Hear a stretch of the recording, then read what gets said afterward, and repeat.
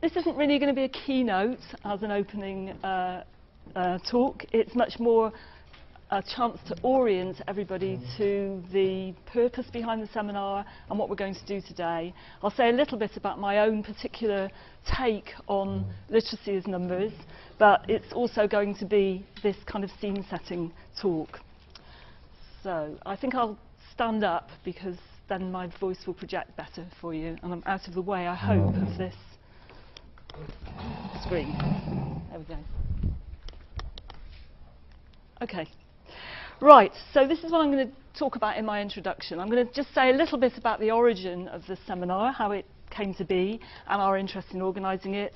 A little bit about the wider context of the topic, because it kind of pulls some boundaries out of a much bigger set of fields that we will be differently interested in around the room, I imagine.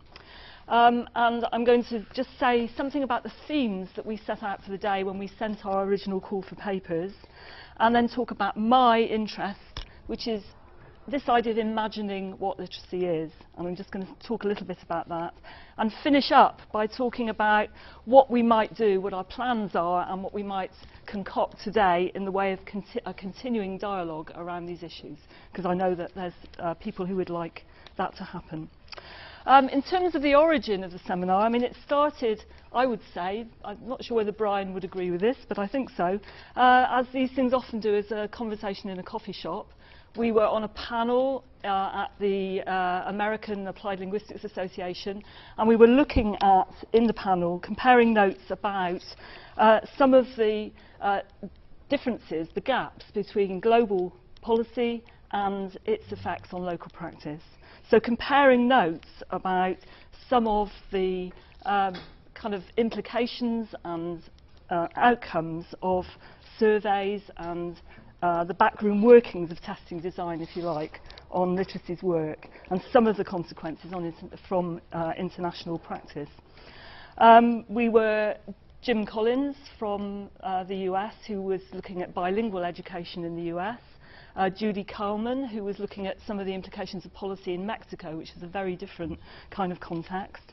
Brian talking about his experience as being an ethnographer with the LAMP project in UNESCO, and me being interested in what was happening in the field of adult literacy in the UK. So we had different contexts, but they all converged, I think, around the issues to do with international surveys and the ways in which literacy was being increasingly conceptualised through number.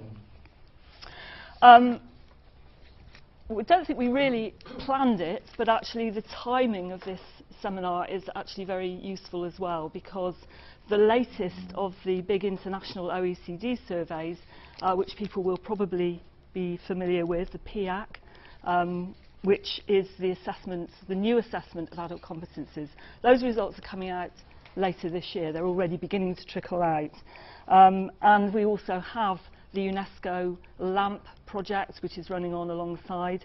The PIAC, as people might know, builds on previous surveys, both the PISA project and the IELTS, the International Adult Literacy Survey. So there's a kind of convergence of the information and the expertise that's gone into these surveys, which is coming to fruition really around this time. So it seems a really good moment to be talking about literacy as number, what's been achieved through these kinds of initiatives. It's a mature field now, which can be reflected upon in terms of its achievements and perhaps some of the challenges that it's faced. So that, I would say, talks about the origins and why this is such a timely seminar. Why discuss literacy as numbers? Well, I don't think it's very controversial to say that large-scale enumerative projects around literacy are really an increasing feature of the global policy scene. And what's really important, I think, at the moment is that these surveys that really started very much from the rich Western countries that are involved with the OECD and the European Union as well, are still kind of orchestrating these surveys, but they're being expanded very significantly to other countries internationally, so that the context within which these surveys were originally designed is being extended more and more to contexts which you could call much more diverse. I mean, there's loads of diversity within the core OECD countries as well, but that diversity is being increased. The scope of these projects is trying to take in contexts for which they were not originally designed, and involves a lot of technical work to extend them.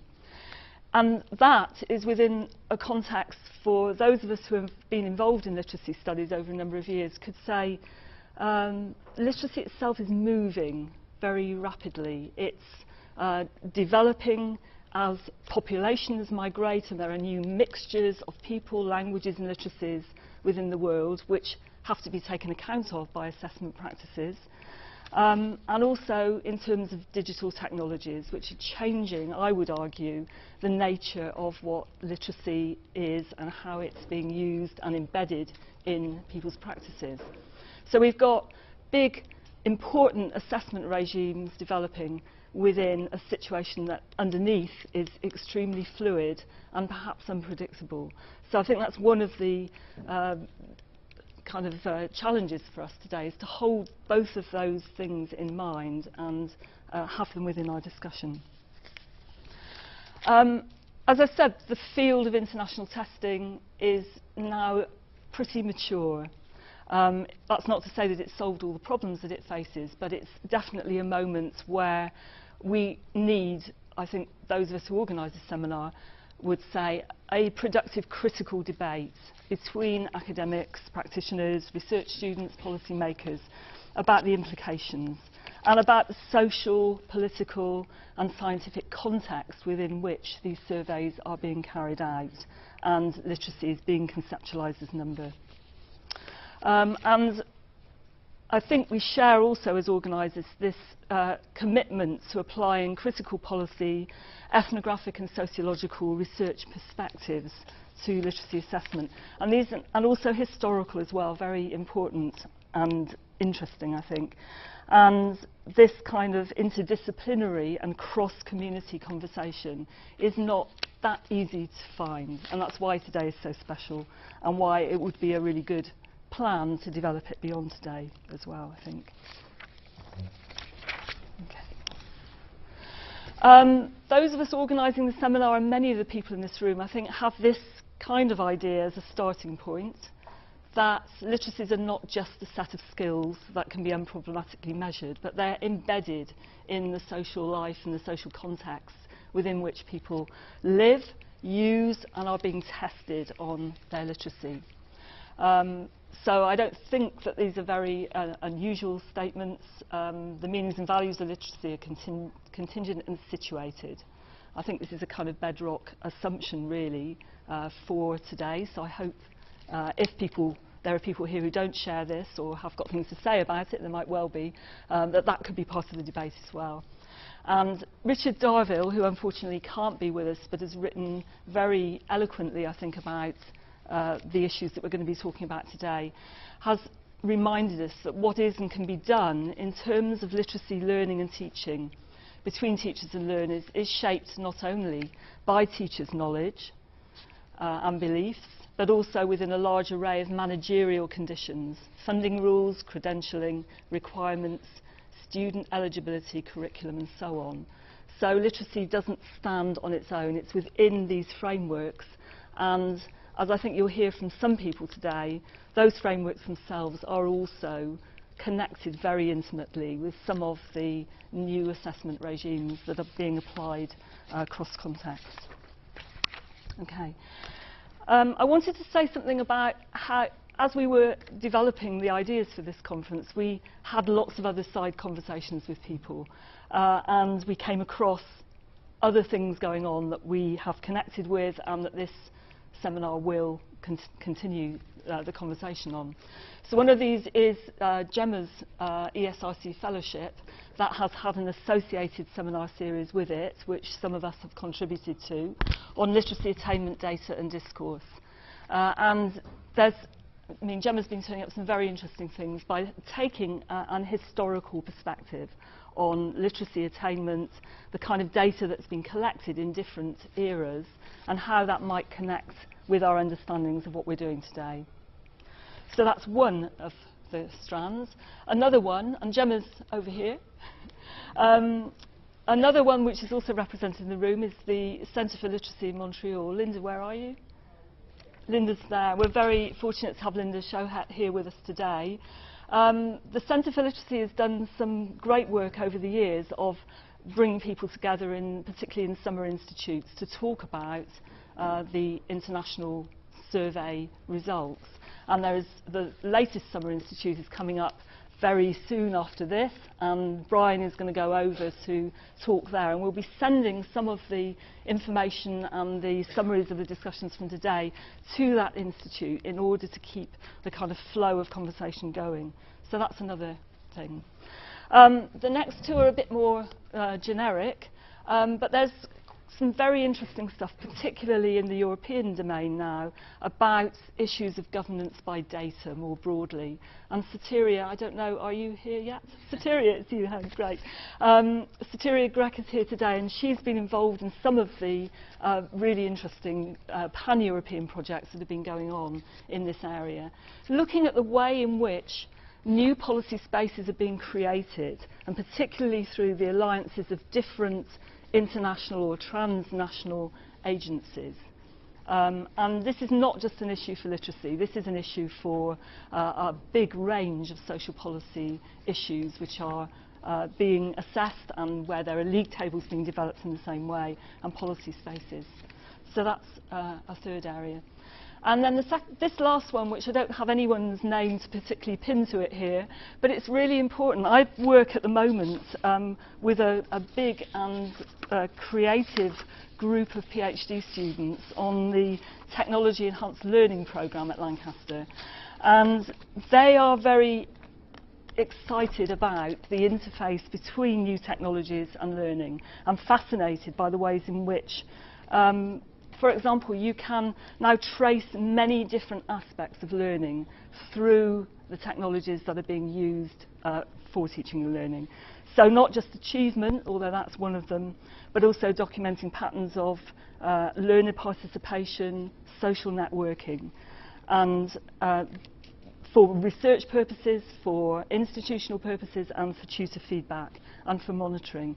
So this is a really big area that I think the discussions we're having today touch on, but it goes, much, much further away.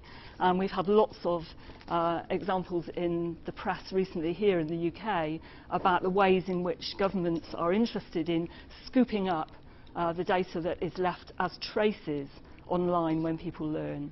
And given that a lot of literacy learning is now taking place online, that is a really big issue, I think, as well. So I wanted just to put that on the table and to keep that in mind as we go. Okay, we laid out 4 themes for the day, and these are the ones, and I just wanted to go very quickly through each of them to remind you of them, because these are really going to be the strands that hold together the different sessions that you're going to go to, and just to elaborate them a little bit. Okay, so the politics of literacy measurement regimes. I've already really introduced this one, talking about the globalization of literacy assessment, the ways in which policies that originate in more transnational contexts and concerns are actually coming home to national policies and also within national practice of literacy. And I guess the concerns around this would be to do with the politics of this process, closed and open politics, the degree of transparency, and the ways in which these kinds of assessment results are reported and enter into public discourse and deliberation, or don't very often. I mean, there are patchy kinds of discussions about these survey results in every country, I'm sure, that is represented here. But in terms of real understanding of what those survey results mean, in terms of interpreting them, there are some very big slippages that happen between the production of the tests and what actually happens in a national context, and particularly in terms of the discussions that go on around it. It's a very political process. The actual issue of numbers in policy discourse, what people make of them, as opposed to other kinds of data or other kinds of information about literacy, that's something that really interests me a lot. And I'll say a bit more about that in a bit. But I think, what do numbers bring to policy discourse? Why are they so important to policymakers? Those are the kinds of questions that we want to talk about under this heading. And the local responses to global policy agendas. And again, there's beginning to be quite a lot of research studies being done, particularly around the results of PISA, for example, to do with what are the local country responses to the results that come from these surveys. Okay, approaching assessment practices through ethnographic and socio-material inquiry.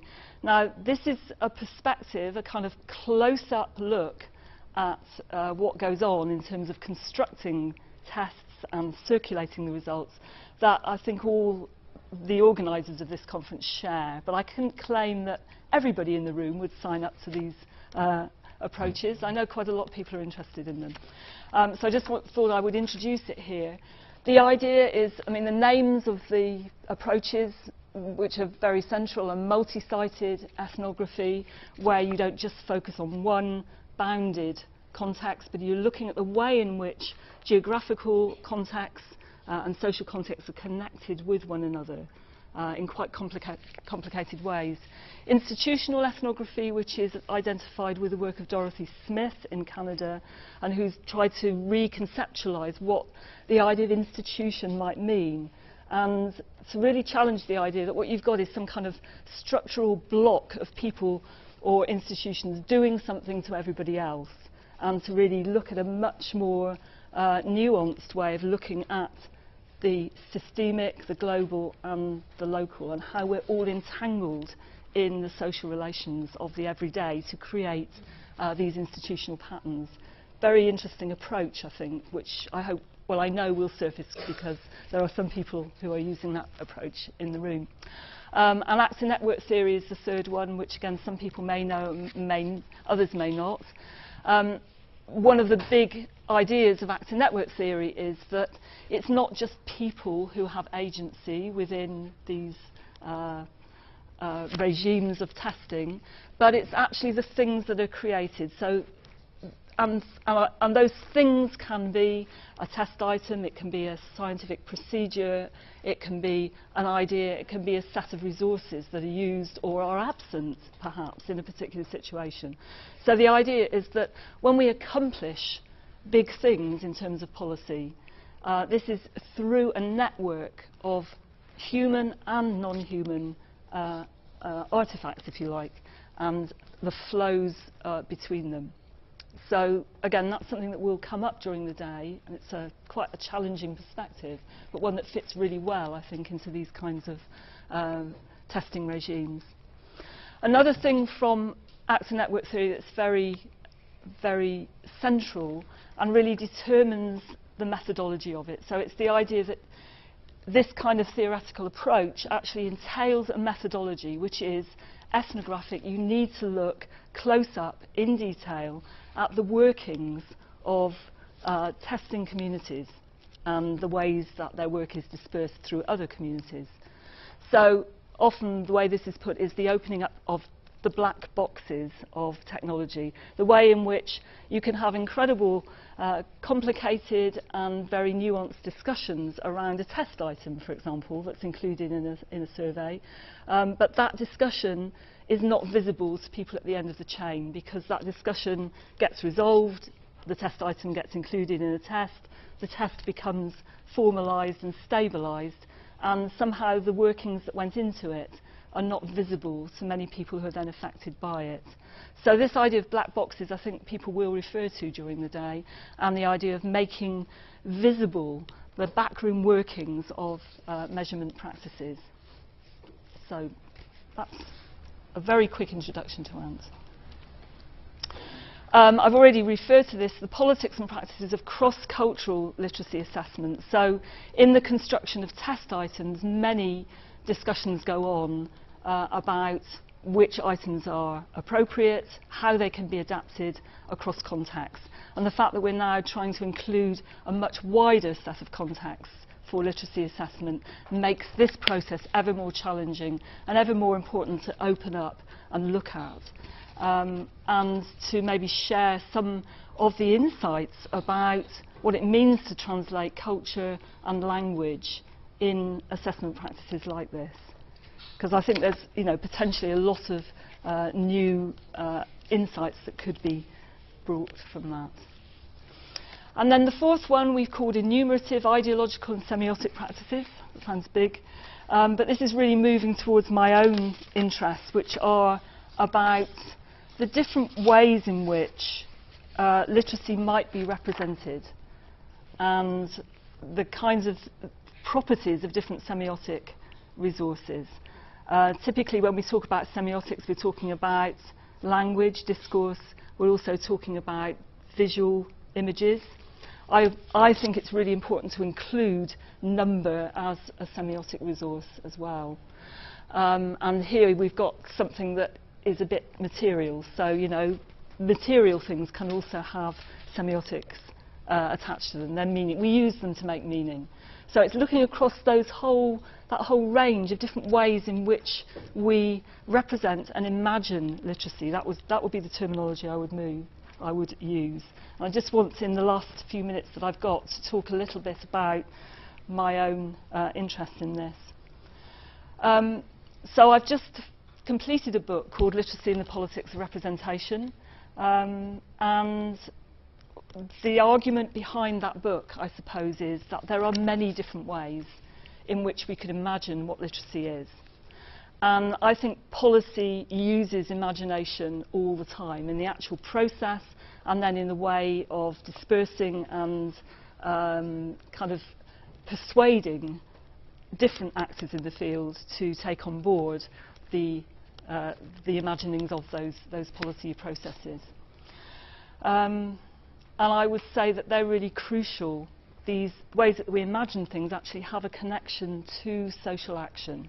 That's really important. So people who do discourse analysis make that argument all the time, that discourse is not just a kind of esoteric interest of linguists or social semioticians, but actually it has real effects on social life. And I think, for me, that's a real foundational understanding of what we're going to be talking about today. So, imagining literacy, that's what we're about, really, when we're designing assessments, we're designing policy, we are working in classrooms with teachers and with learners. So how does literacy function in individual lives, but also in collective life? What do we think about that? How do we imagine what literacy is? And what uses does it have for the state and for other institutions as well? And you can have if you're interested in this, you can pick up lots of different ways in which literacy has been imagined in contrasting ways over the years. As I was writing the book, I got very interested in the work of Helen Moore, who actually comes from my own hometown of Bristol and was living at the end of the 18th century. And she opened many charity schools, and she was a big actor on the social stage in England at that time. And she had a very clear moral view about what literacy was about. We labour strenuously to attach our people to the state as well as to the church. Even when the poor are educated, they must be provided with safe materials. So the idea of safe literacy.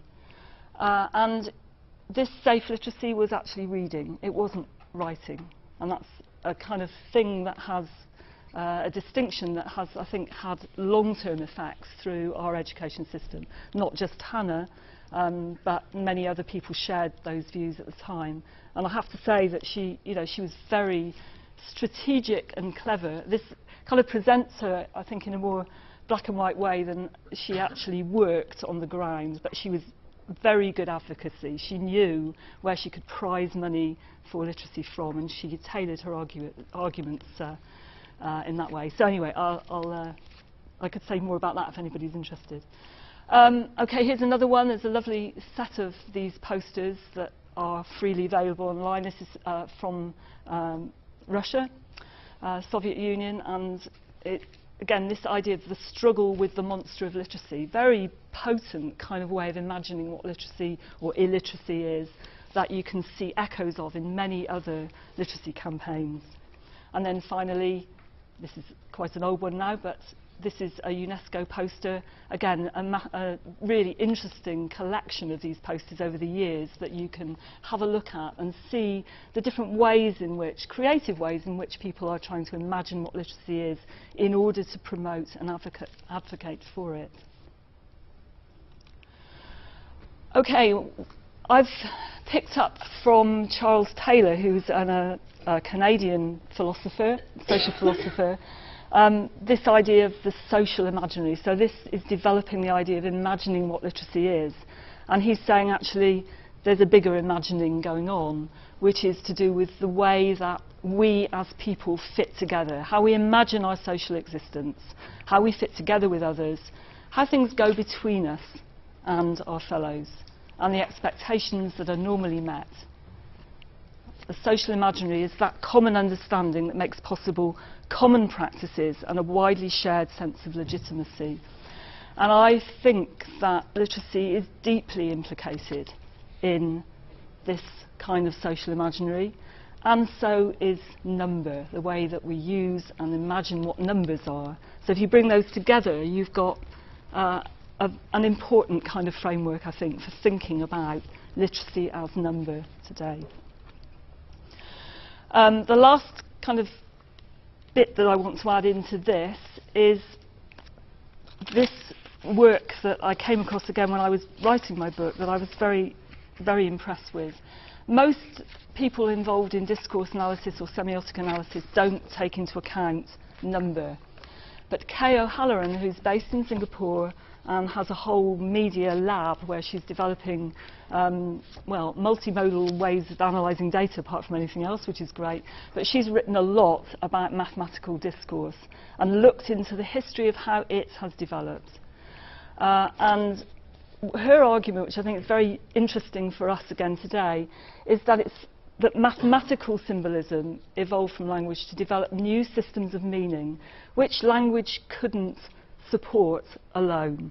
Okay, so she, and people here might really disagree with this, but she has a kind of essentialist view of numbers, that there's something in the property of numbers and mathematical reasoning that means we can do things, we can shape our conversations and our understandings in a way that we can't do with language alone.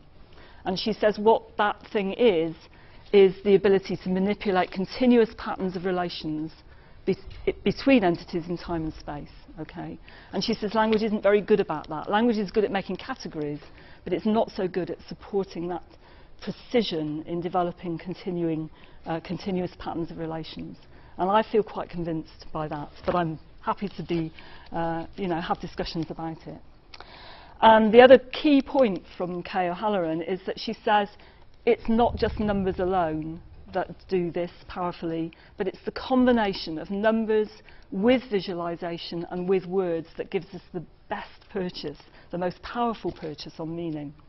And if you look at these, you don't need to know, you don't have to look at the data, just look at these as pictures, okay?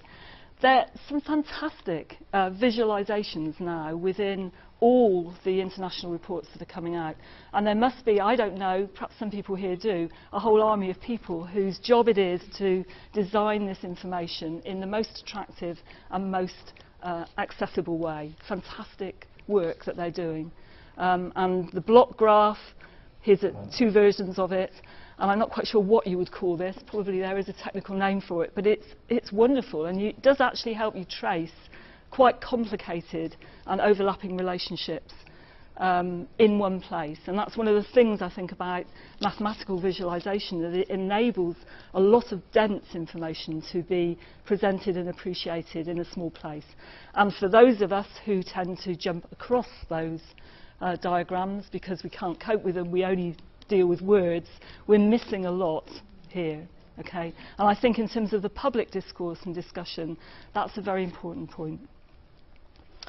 Okay, and I'll just whip fairly quickly through this because I don't think any of this will be a surprise, but in terms of policy discourse, the semiotics of numbers enters very frequently, and I've done work on the English Skills for Life adult literacy campaign, and I've looked at a lot of the policy texts that were produced as part of that, and I can see masses of ways in which numbers enter in.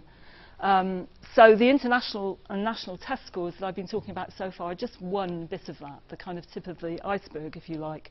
We use cost-benefit analyses a lot to say, you know, if you are only a level 1 literacy learner, then you're likely to lose out in this amount of ways in your earnings over your lifetime. And the nation is likely to lose out, you know, in these kind of millions or billions of pounds. So actually, the cost-benefit analyses are really important for justifying the policy for us. Then, once we get people into programmes, we're doing lots of counting of participation rates, the numbers of courses that we put on, the qualifications people are getting, the targets that they reach, that individual providers reach or don't reach. There are funding formulae and fees, calculating the value of a course to individuals and to an institution. And what's really interesting too is that a lot of these numbers implicate time. They are time-bounded or times included in it. You know, it's not just what someone achieves in terms of literacy, but what they achieve within a particular number of learning sessions or a particular programme. And so often policy will put time boundaries around the numbers that it's collecting. Really interesting. Again, I haven't kind of thought that through in any more depth than that, but I think it's an important thing to talk about. Representation through number creates borders and classifications, categories of things that we can treat as variables, and very crucially levels of ordering. So numbers, these special powers of numbers, I would say, is all about this kind of ranking, ordering and categorising, which is based on a fantastic number of quite subjective judgments that, as I said before, once the test goes into the international domain, for example, tends to get black box. Those decisions that are made to set these kinds of boundaries and classifications become closed up. And what is enabled particularly through this kind of representation is that generalisations can be made out of context, out of the context of an individual person's life. That's the power of it. That's, you know, that's the strength and the benefit of it. And as I said before, precise relationships can be made to measure between literacy and other variables. So I'm making a strong pitch here that is very essentialist, and it's about number. It's not to do with, okay, numbers will be fine as long as we use them properly. There is that issue as well. How do we use them? How do we appreciate them? How are we critical or not critical of them? But I think there is stuff about the way in which numbers operate that it's important for us to take on board as well. And you can argue with me about that. I'm very happy for that to happen. So, finally, numbers help organise our understanding of literacy and imagine it through processes of commodification. That is, it makes it into a quantifiable thing that can be exchanged in a marketplace and quantifiably compared with other things. It normalises through creating categories which include or exclude particular groups of people, particular kinds of knowledge. It enables comparison across context, time and place in very precise ways, and it also is really useful for auditing and surveillance of practice because you can collect precise data. So, my argument is that the powerful form of semiosis that was invented by Descartes and on which Newton built his experimental science was, in the way that it's used to simplify and generalise, designed to banish human context, experience and sensuality from truth. And this is the argument, the Quora argument that K. O'Halloran makes. And as a result, numbers offer much more in terms of their power, but at the price of admitting substantially less, the things that get excluded from mathematical representations and generalisations. Okay, how am I doing for time? I'm about right. So, I think there's going to be some interviews going on today, and which again are going to be taken forward from this seminar.